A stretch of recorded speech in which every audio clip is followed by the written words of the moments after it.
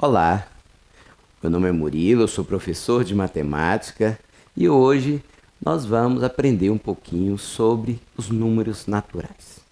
O que são os números naturais? Os números naturais são os números usados no nosso dia a dia, é o conjunto N. Esses números são os números pares e os números ímpares. Eles são não nulos. Os números pares, 0, 2, 4, 6, infinitamente. E os números ímpares, 1, 3, 5, 7, 9, 11, também infinito. Os números naturais estão presentes na nossa vida. Em todos os lugares temos números naturais. 1, 2, 3, 4, 5, 6, 7, 8, 9, 10, infinito. Então, todos esses números que nós usamos no nosso dia a dia. Os números naturais são representados pelos algarismos indo-arábicos. Eles são dotados de algumas especialidades, como progressividade, operacionalidade, representatividade e noção de contagem. Eu vou explicar um pouquinho sobre isso para vocês. A representatividade. Imagina o número de sua casa. Ele representa que ali mora uma pessoa. Então, quando você vai falar seu endereço, você sempre coloca o número. Apesar do nome da sua rua, mas o número representa o local exato onde naquela rua você mora. Então, ela tem uma representatividade. Nós temos outra representatividade que é a placa do seu carro. Indica que ele o quê? Da onde a placa é e tem a representatividade do número. Se você digitar a sua placa no computador, o Sistema Nacional de Carros, você vai encontrar o seu carro ali. Ele representa representatividade. Outra coisa que dá representatividade também é o calendário. O dia, mês, ano, todo é representado. O dia da semana, certo? Os números representam ali o calendário em si. O ano 2022, o mês, às vezes o mês 7, o dia 15 e assim por diante. Nós também temos a outra parte, que é a operacionalidade. Os números naturais também podem ser operacionais. Como? O número que indica o seu telefone. Quando alguém te passa um WhatsApp ou te liga, ali tem um número. Aquele número te representa, é seu número. Ali ele faz a operacionalidade do seu dia a dia. O relógio também da parede de sua casa, o relógio em si, ele é operacional, porque você indica tempo, as horas, minutos, segundos, tudo determinados com números. Então os números naturais aí representam uma operacionalidade do tempo. Outra operacionalidade dos números naturais, digamos, quando você vai fazer uma aposta.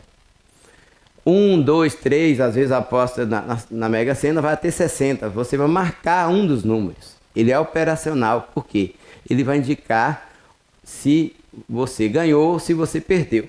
Vai ter um sorteio daquele número. Então, ele é operacional.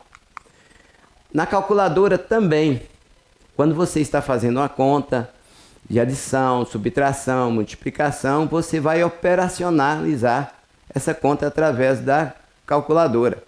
E nós temos também o número no natural, ele é progressivo, chamado progressividade. Nós temos dois tipos de progressão. A progressão aritmética, digamos, a progressão aritmética dos números ímpares. Ela é feita assim. O primeiro número ímpar, 1. Então, o segundo, 3. Então, qual a progressão?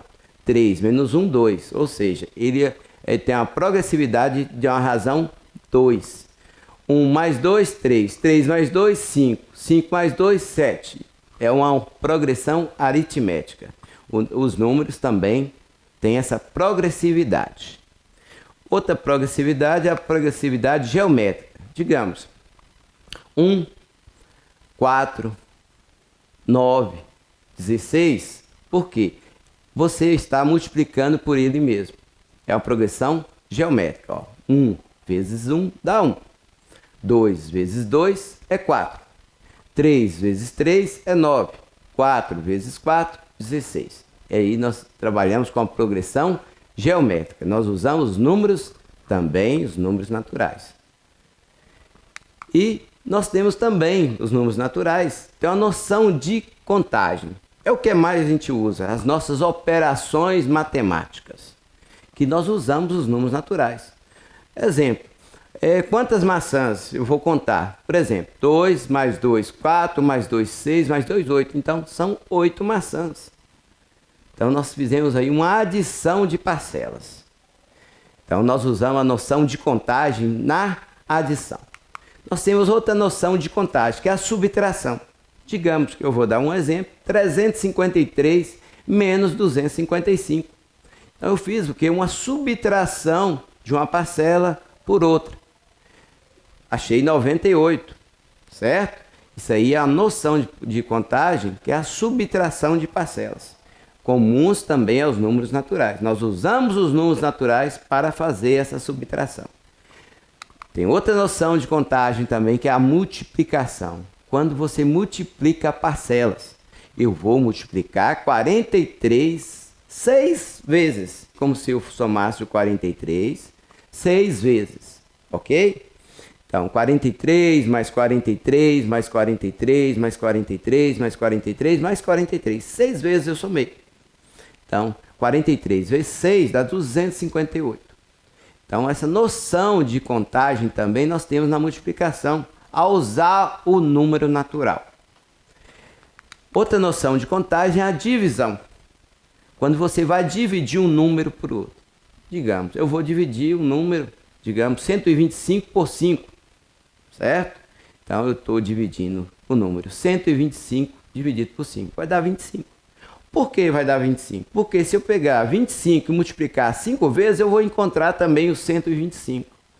Então, nós temos aqui uma divisão. Eu simplesmente peguei o 125 e dividi em 5 partes. Achei 25. Aí há uma noção de contagem da divisão que usamos os números naturais. Os números naturais são usados aí no nosso dia a dia para fazer divisão. Nós temos também a noção de contagem que é a potenciação. O que é a potenciação? Digamos que você vai elevar o expoente. O que é o expoente? O expoente é a quantidade de vezes que a multiplicação é repetida. Digamos, o número 2 elevado a 2. Então vai ficar 2 vezes 2. Certo? Na noção de potenciação, nós podemos dar outro exemplo de noção de contagem de potenciação. 2 elevado à quinta. Ou seja, você está multiplicando 2 5 vezes. O expoente te indica quantas vezes a base vai ser multiplicada. Então vai ser 2 vezes 2 vezes 2 vezes 2 vezes 2. Então são 5 vezes que foram multiplicadas. Então a gente vai pensar o seguinte: 2 vezes 2 é 4, vezes 2, 8, vezes 2, 16, vezes 2, 32. É uma progressividade multiplicativa. Então, nós temos isso na potenciação. Também é uma noção de contagem ligada aos números naturais, quando você faz isso. Nós temos também a noção de contagem que é a radiciação, que é o inverso da potenciação. Se 2 vezes 2 não é 4, imaginou? Então, a raiz de 4 vai ser 2. A multiplicação de um número repetido que dá a sua raiz. Então, a raiz de 16, por exemplo, vai ser 4, porque 4 vezes 4 é 16. Então, na radiciação, quando você vai tirar a raiz, você usa também os números naturais, que é a raiz de um número natural. Exemplo, o radical aí, no caso, é a nossa raiz. O nosso índice é a quantidade de vezes que foi repetido a nossa raiz. E o radicando é o número que vai ser tirado a raiz. Então, você tem que pensar que a sua raiz elevado a 2 vai dar o quê? 4, que é o número do radicando. Então, eu vou explicar um pouquinho agora para vocês sobre a reta numérica dos números naturais. Ela começa no zero e ela vai até o infinito. Ou seja, 1, 2, 3, 4, 5, 6, 7, infinitamente.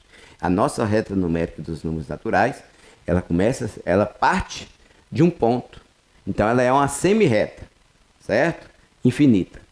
Então, ela começa a reta infinitamente, de um ponto, certo? É a reta numérica dos números naturais. E os números naturais estão dentro de outro conjunto. Nós vamos trabalhar, nós vamos estudar nas próximas aulas, que é o conjunto Z, conjunto dos números inteiros, que eles têm conjunto tanto negativo como positivo. Os números naturais é a parte positiva dos números inteiros, que estão também contidos dentro dos números racionais, que são formados pelos números decimais, frações, raízes exatas, dízimas periódicas, e pelo conjunto Z, que está inserido o conjunto N, que são o conjunto dos números naturais. Ok? E os nossos números naturais estão inseridos em outro conjunto bem maior, que é o conjunto dos números reais. Os números reais, ele está o quê? Ele é composto de todos os números que conhecemos. Ou seja, os números racionais, os números irracionais, os números inteiros e naturais. Todos os números estão dentro do nosso conjunto de números reais. Nas próximas aulas, iremos abordar os nossos conjuntos. Isso é isso? Então, obrigado, até a nossa próxima aula.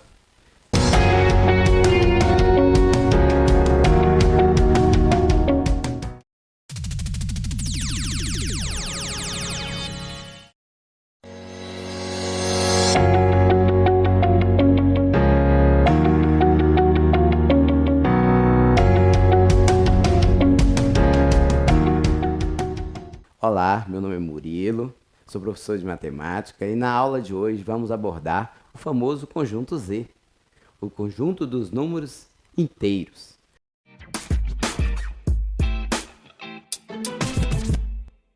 Por que Z? Nós vamos falar um pouquinho sobre isso.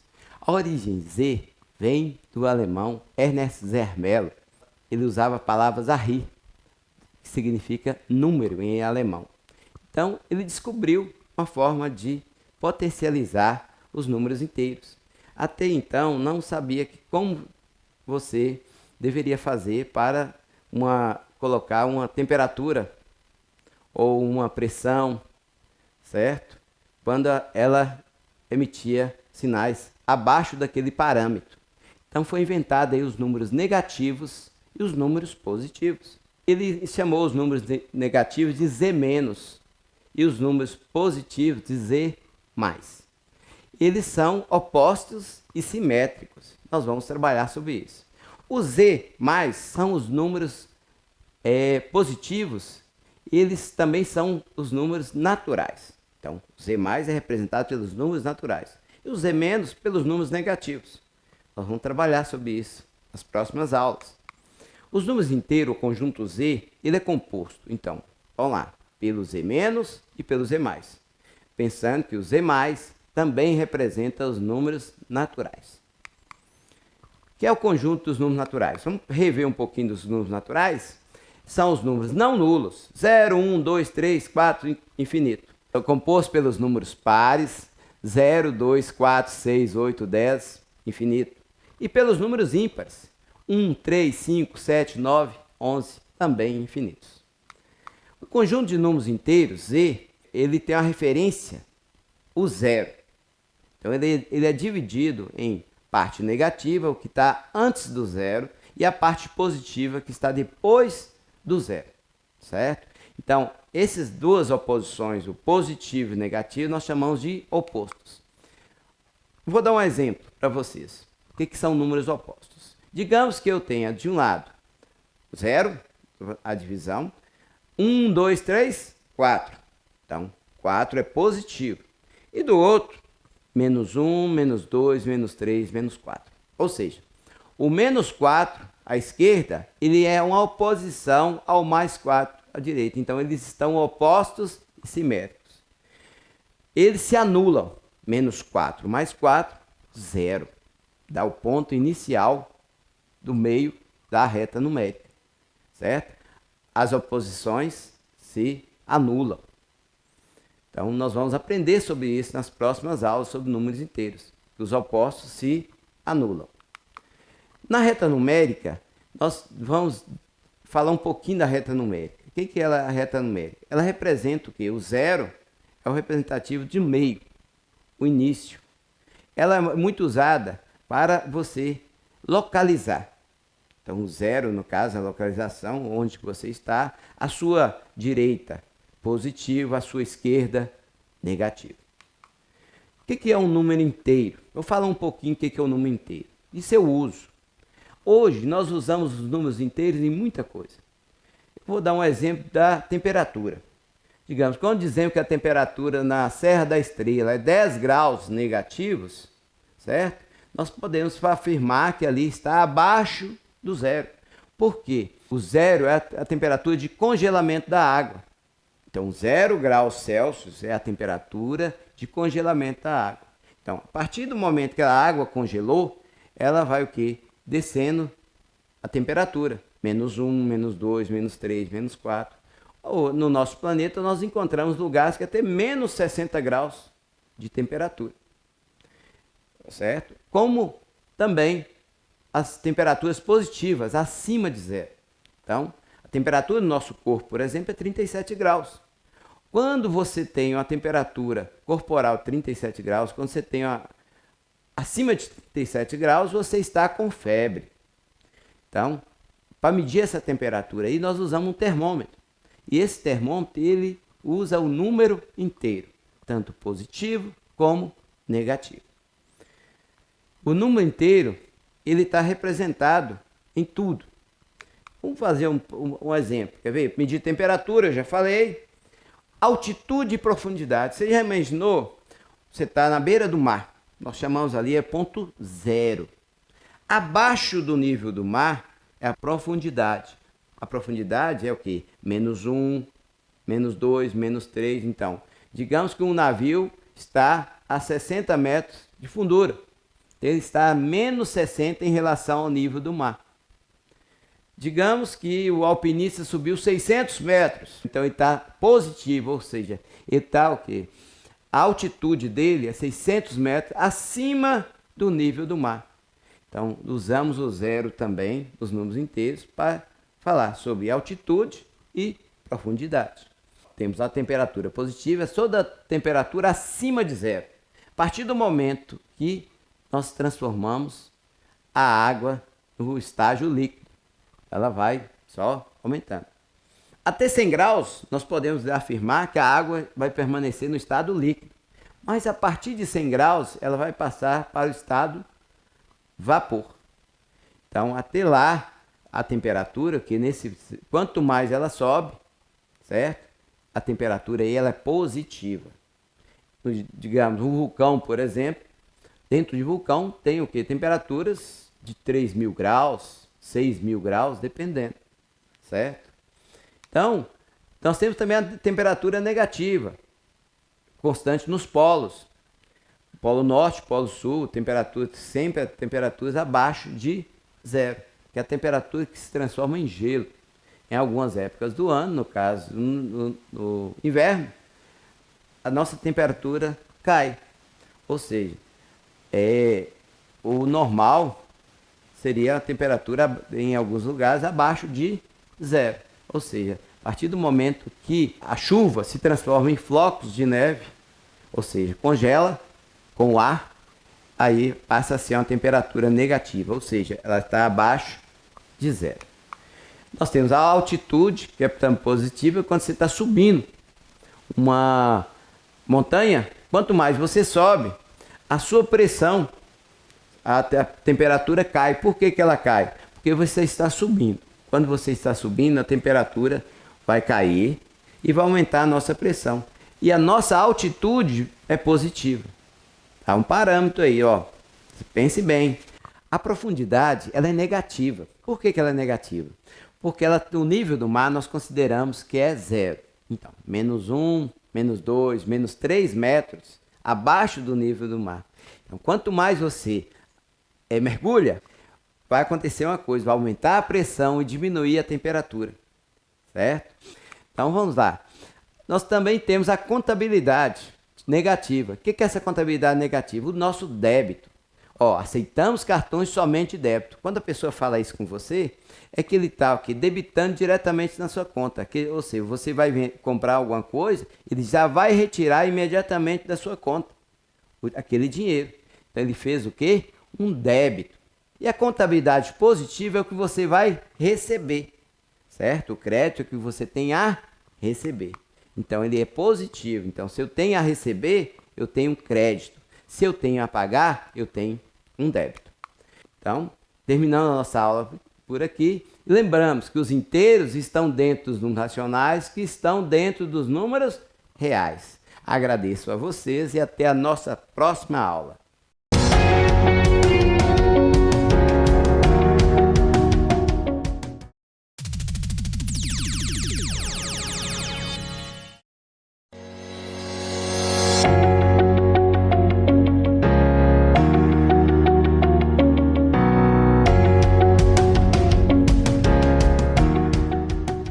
Olá, meu nome é Murilo, sou professor de matemática e na aula de hoje vamos abordar o famoso conjunto Z, o conjunto dos números inteiros.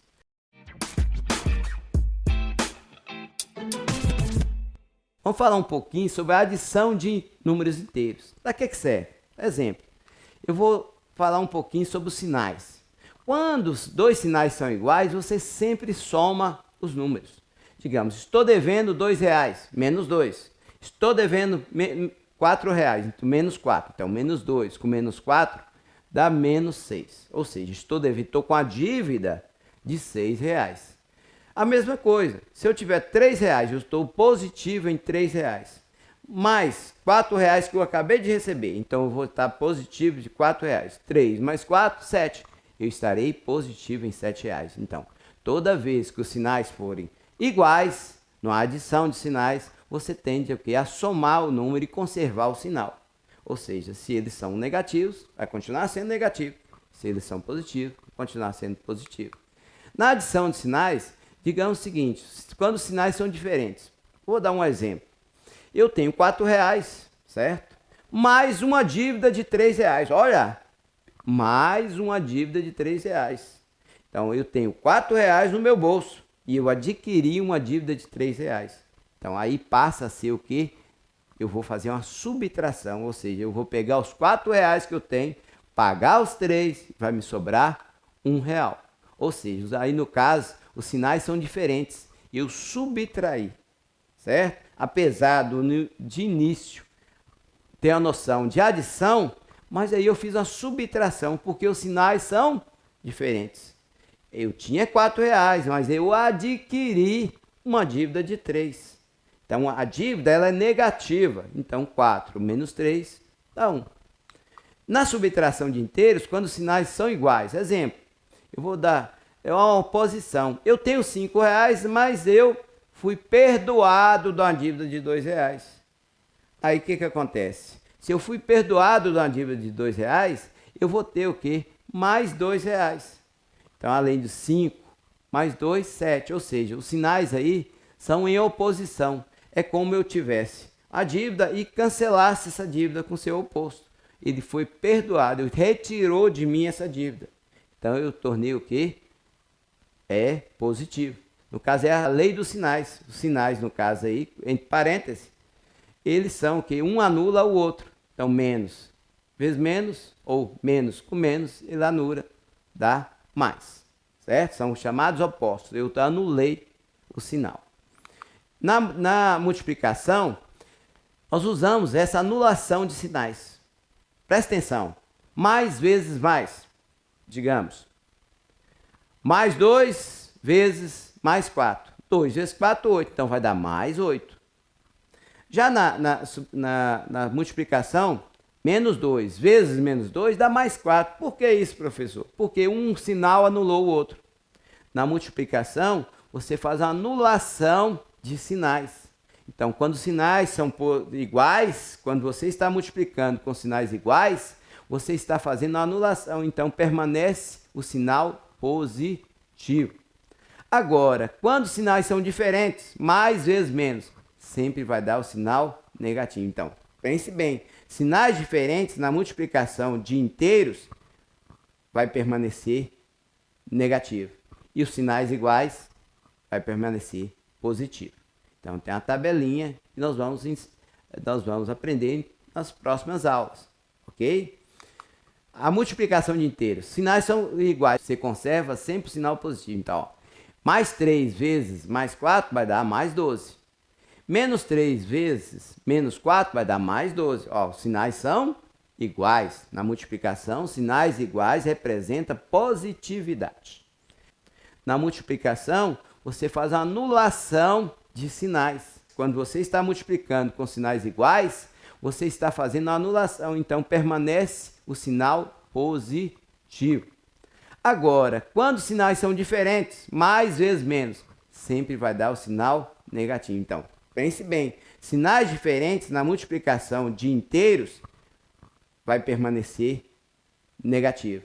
E os sinais iguais vai permanecer positivo. Na divisão é a mesma coisa. Nós usamos tanto na divisão como na multiplicação.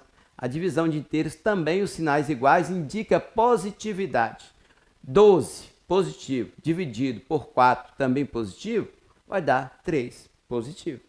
Os sinais foram iguais. Ó, 12 negativo dividido por 4 negativo, menos 12 dividido por menos 4 vai dar mais 3.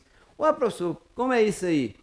É porque os sinais são iguais. E quando eles são diferentes, eles vão ser negativos. Então, no caso da divisão, conserva-se o sinal positivo quando são iguais e negativo quando são diferentes.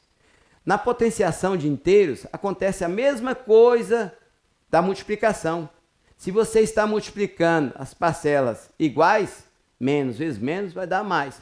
Mas se você multiplicou, no caso, se essa parcela for par, se o expoente for par, as parcelas são iguais, também vão ser pares, então elas vão ser iguais. Então vai dar positivo. Mas se essas parcelas forem ímpares, elas vão ser o quê? Negativas, porque você multiplicou 3 vezes, ó, menos vezes menos mais vezes menos, menos. Então, na potenciação de inteiros, você lembre-se muito bem do expoente. Se o expoente for par, a resposta vai ser positiva. Se o expoente for ímpar, a resposta vai ser negativa. A radiciação, nós não podemos usar, extrair raiz de número negativo. Então, no conjunto dos números inteiros, a radiciação não pode ser feita de números negativos, somente de números positivos, certo? A radiciação de inteiros só é válido quando o índice é ímpar. Com o índice par, não pode. Raiz quadrada, por exemplo, você não pode tirar raiz. Mas com o índice ímpar, você pode tirar a raiz. Por quê? Ó, menos 2 vezes menos 2 vezes menos 2 vai dar menos 8. Então, lembre-se, radiciação de inteiros só acontece com um índice ímpar. Então, terminando a nossa aula por aqui, lembramos que os inteiros estão dentro dos números racionais, que estão dentro dos números reais. Agradeço a vocês e até a nossa próxima aula.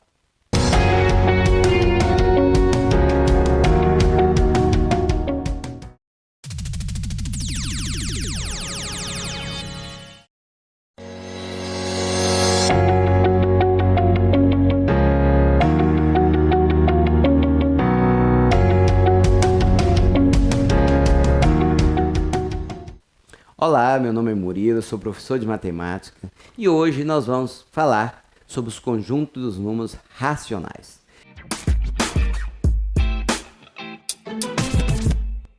Eu já ensinei a vocês sobre o conjunto dos números naturais, conjunto dos números inteiros, ou seja, o conjunto dos números naturais está dentro do conjunto dos números inteiros, a parte positiva, e o conjunto dos números inteiros positivos e negativos estão dentro dos números racionais.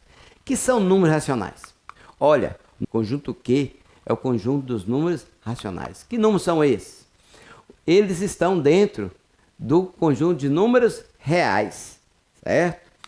E o conjunto ele é composto pelos números naturais, que nós já falamos sobre ele. Por quê? Por que o conjunto dos números naturais? Porque os conjuntos dos números racionais são aqueles que podem ser transformados em fração. Imagina, todos os números que podem ser transformados em frações faz parte do conjunto de números racionais. Então, quando você imaginar qualquer número pode ser transformado em fração, ele é um número racional. Vamos falar um pouquinho sobre esses números agora. O primeiro, números naturais. Ele pode ser transformado em fração? Pode. Olha, 1. Se eu dividir 2 meios, 2 sobre 2. Se eu dividir 2 por 2, eu vou encontrar 1. 3 terços. 3 dividido por 3, então, quando você encontra um número natural na divisão do numerador pelo denominador de uma fração, então, o número natural, no caso aí, ele é um número racional, certo? 8 dividido por 4 dá 2, 4 dividido por 2 dá 2, tá? 6 dividido por 2 dá 3, 9 dividido por 3 dá 3. Então, os números naturais, eles são racionais porque eles podem ser transformados em frações. Nós temos também o conjunto dos números inteiros. Eles fazem parte dos números racionais? Fazem, porque eles podem ser transformados também em fração. Menos 2 meios pode ser transformado. Ó, menos 2 dividido por 2 dá menos 1. É um número negativo. Faz parte dos números inteiros. Menos 4 dividido por 2 vai dar menos 2, ou 4 meios. Também vai dar um número negativo. E os números negativos são parte dos conjuntos dos números inteiros. Então, o conjunto dos números inteiros faz parte dos números racionais. Nós temos também agora, além dos números naturais e os números inteiros, esse faz parte só dos números racionais, que é os decimais finitos. Qual é? Ó, 50 centavos. O que é 50 centavos? É R$1 dividido por 2. Ou seja, 1 meio representou aí 1 meio. R$1 dividido para 2 pessoas. Então, no caso, aí nós temos uma casa decimal, certo? No caso, nós dividimos 1 por 2. R$1 dividido por 2. Então, deu 0,5. 0,5 também pode ser transformado em fração. 5 décimos. O 0,5 ou 5 décimos é o mesmo valor. Ele também pode ser representado por 1 meio, porque se você simplificar 5 dividido por 5 dá 1, 10 dividido por 5 dá 2. Então, há uma representatividade aí, é o que? São frações semelhantes. 5 décimos é igual a 1 meio, porque elas têm uma representatividade do mesmo valor, certo? Nós chamamos esse processo de simplificação de frações. As dízimas periódicas. Já pensou nas dízimas? Por que a dízima? Porque, digamos, eu dividi um número e deu 0,55555 infinito. Então, a dízima, ela repetiu 5 infinito. Então, o número que foi repetido foi o 5. Então, esse sinal, no caso, em cima, quando você quer representar uma dízima, você coloca só o primeiro número que está repetindo e risca em cima. Quando você risca em cima, significa que aquele número é periódico, ou seja, ele pegou uma periodicidade infinita. Então, nós podemos representar por que ele é um número racional. Porque nós podemos representar ele. Quando você tem somente uma casa decimal que repete, 5 nonos. 5 nonos representa a dízima. Se você dividir 5 por 9, você vai encontrar 0,5 infinito. Pense bem, pega uma calculadora e faça o teste depois. A mesma coisa, quando tem duas casas decimal, 0,05, ou seja, esse 0,5 aí, ele pode ser representado por 5,99 avos, certo? Se você dividir o 5 por 99, você vai encontrar periodicidade. Por que a dízima é um número racional? Porque ela pode ser transformada em uma fração. 0,005, ou 5 sobre 999. Ela pode ser representada por uma fração. Então, essa representação da fração é que indica que é um número racional, certo? Outro exemplo, 0,77777 infinito. O 7 está sendo repetido, então 7 nonos.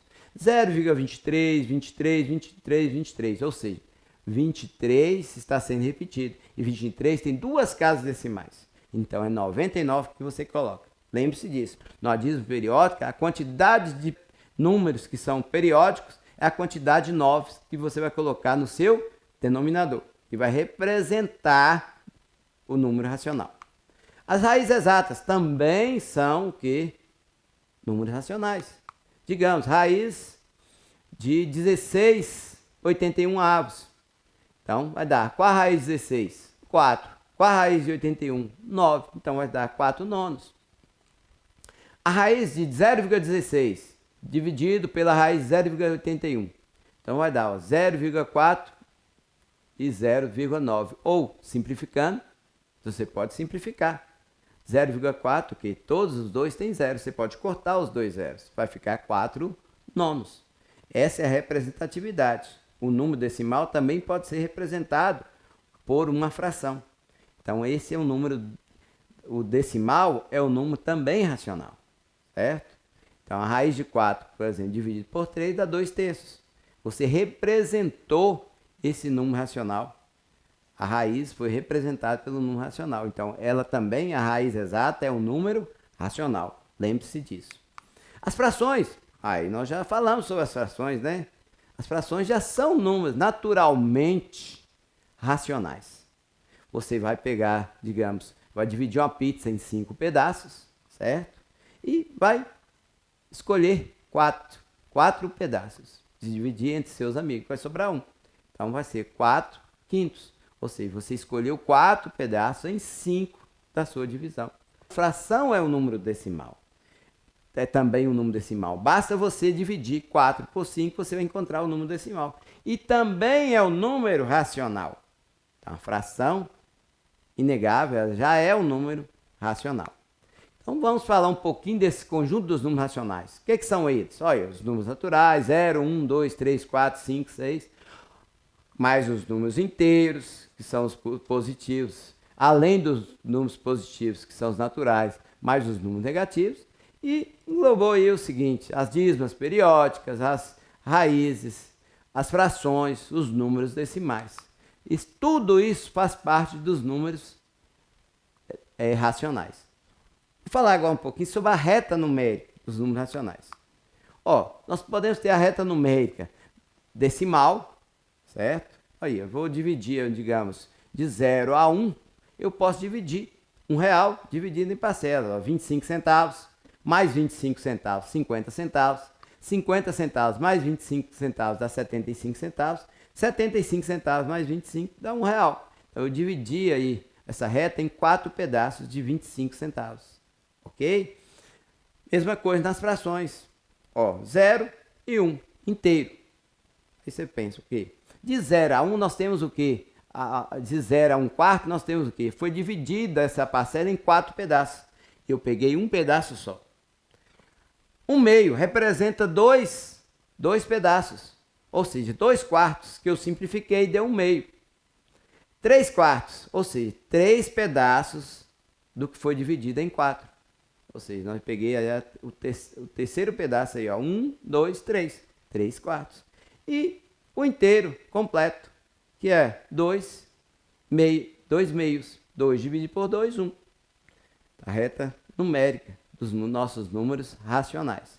Então, nós temos a reta numérica dos números racionais. Ela é composta pelos números naturais, pelos números inteiros, pelas dízimas, pelas raízes, pelas frações e pelos números decimais. Um exemplo: 0 é o ponto de partida, a esquerda negativo, a direita positivo. Menos 1/2, menos 1, menos 1,5, menos 2, menos 2,5. São todos números negativos, mas que são racionais. E a parte positiva: mais meio, mais 1, mais 1,5, mais 2, mais 2,5 dízimo. Também faz parte da nossa reta numérica racional. Então, os números racionais, eles estão dentro do conjunto maior, que é o conjunto dos números reais. O que são os números reais? Ele é composto pelo conjunto dos números racionais e pelos irracionais, que estudaremos na próxima aula. Obrigado pela nossa aula de hoje e até a próxima.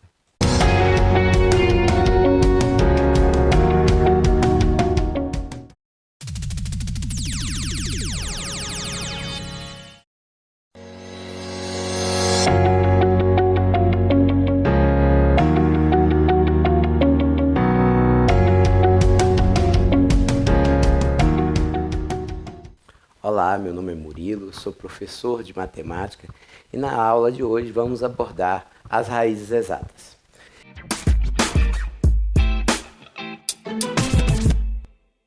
As raízes exatas pertencem ao conjunto dos números racionais. O que é um número racional? É um número que pode ser transformado em uma fração. Então, uma raiz exata pode sim ser transformada em uma fração. As raízes exatas podem ser calculadas por fatoração ou por decomposição de fatores. O que é uma raiz? A raiz de um número, ela pode ser uma raiz quadrada, uma raiz cúbica, uma raiz quarta, uma raiz quinta, entre outras várias raízes. Vamos estudar um pouquinho a estrutura da raiz de um número. Exemplo, nós temos o índice. O índice é a quantidade de vezes que a raiz é repetida. Então, se você elevar 2 elevado à terceira, você vai encontrar o radicando. E o radical é a própria raiz. A raiz exata é quando a fatoração não deixa restos. Porque quando essa fatoração deixa restos, ela não é exata. A raiz exata pertence ao conjunto dos números racionais. A raiz não exata, aquela que deixa restos, pertence ao conjunto dos números irracionais. A raiz quadrada. O que é uma raiz quadrada? Eu vou dar um exemplo. A raiz quadrada ela pode sim vir com um índice ou sem o índice. Quando ela vem com o índice 2 ou sem o índice, nós consideramos ela uma raiz quadrada. Eu vou dar um exemplo. O número 25. Qual a raiz de um número 25? 5. Por quê? 5 vezes 5 dá 25. 5 foi multiplicado em forma de quadrado, 2 vezes, na largura e no comprimento. Então, nós consideramos que é uma raiz o quê? Quadrada. Ele forma um quadrado, ou seja, a multiplicação de 5 vezes 5 forma um quadrado. O que é uma raiz exata? Eu vou dar um exemplo da raiz de 81. Por que a raiz de 81 é 9? Vamos por fatoração. Podemos decompor a raiz em 81 é um múltiplo de 3. Por quê? Porque 8 mais 1 é 9. E 9 é um múltiplo de 3. 81 dividido por 3 dá 27. 27 é um múltiplo de 3. Porque 2 mais 7 é 9. 27 dividido por 3 dá 9. 9 dividido por 3 dá 3. E 3 dividido por 3 dá 1. Ou seja, no caso aí, 81 é 3 elevado à quarta potência. Ou mesmo, 3 elevado à segunda potência vezes 3 elevado à segunda potência. Então, se você fazer por processo de decomposição, podemos eliminar a potência com o índice da raiz. Se eu cortar o 2 com o 2 do índice com o 2 da potência, vai eliminar a potência. E estaremos somente com a base, ou seja, 3 vezes 3, que dá 9. Podemos fazer de outra forma também. Ou seja, 9 vezes 9 é 81. Então, a raiz de 81 é 9. A raiz cúbica, a raiz quarta, ou mesmo as outras raízes, elas são consideradas enésimas. Por que é enésima? O índice pode ser cortado com a potência da decomposição da base. A raiz cúbica, a raiz quarta, qualquer outro índice infinito, tem um nome também de raiz enésima, certo? Porque ela pode ser o quê? Eliminada. Um exemplo. Raiz cúbica de 27 é 3. Por quê? Porque 3 elevado a 3, o 3 foi elevado a 3, dá 27, ou seja, 3 vezes 3 vezes 3, 27. Então eu posso eliminar o índice da raiz com a potência. Eliminando 3 com 3, podemos o quê? Fazer a decomposição. 27 dividido por 3 dá 9, 9 por 3 dá 3, 3 por 3 dá 1, ou seja, 3 elevado à terceira. Se eu eliminar o índice com a potência, sobra 3. Então, a raiz cúbica de 27 é 3. Ok, gente? O que é o cubo? Olha, o próprio indica. Nós vamos o quê? Multiplicar 3 vezes. 3 vezes 3 vezes 3. No caso, nesse cubo aí que vemos na imagem, foi multiplicado 9 vezes 9 vezes 9, ou seja, 729. Raiz de frações. Digamos, a raiz de frações, a gente pode decompor essa fração, ou seja, a raiz de A sobre B, uma fração. Eu posso decompor em raiz quadrada de A sobre raiz quadrada de B. Exemplo, raiz quadrada de 25 nonos. para mim resolver a 25 nonos, eu posso decompor essa raiz em raiz de 25 sobre a raiz de 9. A raiz de 25 é 5, a raiz de 9 é 3. Então, ficaremos 5 terços. Ok? Raiz de números decimais. Vou dar um exemplo. Raiz de 0,16, ou seja, 16 centavos. Como eu vou calcular uma raiz de 16 centavos? Lembre-se, a raiz de um número natural 16 é 4. Então, se é um número decimal, 0,16 é porque 0,4, o 0,16 pode ser 0,4. Podemos imaginar 0,4 vezes 0,4 dá 0,16. Outro processo também, exemplo. Raiz cúbica de 0,027. Olha, você percebeu que no 0,16 nós temos duas casas decimais. Quando você tem a raiz de duas casas decimais, a resposta é sempre uma casa decimal. No caso, aí, a raiz cúbica de 0,027 são 3 casas decimais. 0,27 está 3 casas decimais depois da vírgula. Então, a resposta poderia ser, se a raiz de 27, a raiz de um número natural 27, a raiz cúbica de 27 é 3, então a raiz de 0,027 é 0,3. Por quê? 0,3 ou 30 centavos vezes 30 centavos vezes 30 centavos dá 0,027. Então, 0,27 foi decomposto em 3 casas decimais. A resposta, 0,3. Exemplo de raiz quadrada. Eu vou dar um exemplo aqui, a raiz quadrada do dia a dia. Em acidente de trânsito, é comum ver o asfalto, as marcas de pneus. Lembram disso, né? Tem uma freada na esquina e de repente teve aquela batida. E de repente aconteceu um acidente de trânsito na sua rua. Suponha que você é um motorista que estava em alta velocidade e assustou ao ver o pedestre que estava atravessando a rua. E automaticamente você pisou fundo no freio e deixou aquelas marcas no chão. Você sabia que por aquelas marcas e usando a raiz, você pode o quê? Calcular a velocidade, o tempo de frenagem e tudo sobre o acidente? No momento da frenagem, o pneu deixou uma marca no chão. E dependendo daquela marca, o tamanho da marca, você pode calcular a velocidade desse veículo. Ó, eu vou dar um exemplo. O policial chegou e viu o ocorrido. Advertiu o motorista, dizendo que o mesmo estava em alta velocidade. O motorista, tentando se defender, disse: não estava em alta velocidade. Eu estava respeitando o limite da via, que era de 60 km por hora. Para a infelicidade do motorista, o policial conhecia as leis da física. E uma coisa bem interessante, as leis da física e da matemática. Ele lembrou da forma, onde é dado o comprimento das marcas do pneu. Ó, você mede as marcas do pneu, que era de 45 metros, e poderia calcular a velocidade aproximada do carro. Pela marca do pneu, como? É bem simples. A fórmula bem fácil.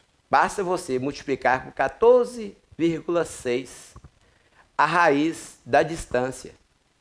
Ou seja, um exemplo, onde o D, o comprimento das marcas foi de 45, né?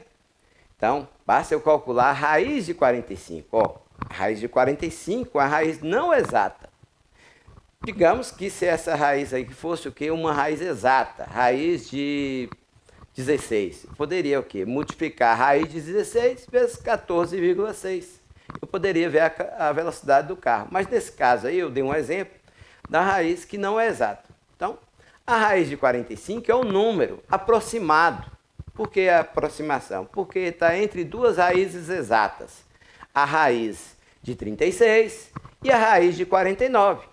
Ou seja, a raiz de 36 é 6 e a raiz de 49 é 7. Então, a raiz de 45 é um número próximo a 6,7. Então, um policial foi lá e multiplicou 6,7 vezes 14,6. Dá 97,93 km por hora. Então, lembre-se, todas as vezes, é uma lei da física, que você quiser calcular a velocidade da frenagem de um carro, basta você pegar aquela distância da frenagem tirar a raiz quadrada daquela distância e multiplicar por 14,6. É uma dica. E eu vou mostrar aqui na natureza também nós temos uma raiz. Aí, uma raiz quadrada. Agradeço a vocês, até a nossa próxima aula. Ok?